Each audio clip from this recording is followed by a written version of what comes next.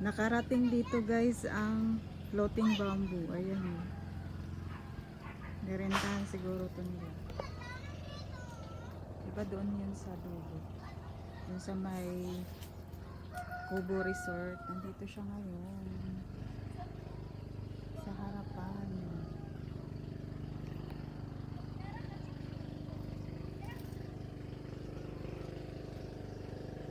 Ayan. Ligo na kayo dito guys.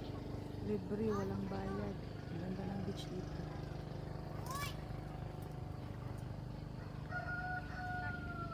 Ayan. May mga naligo.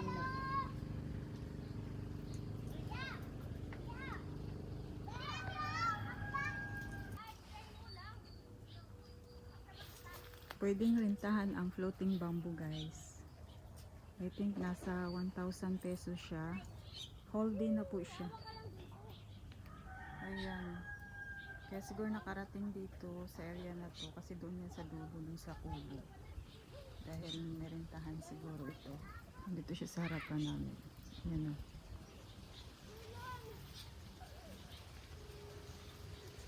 Enjoy mga idol sa swimming. Happy Sunday.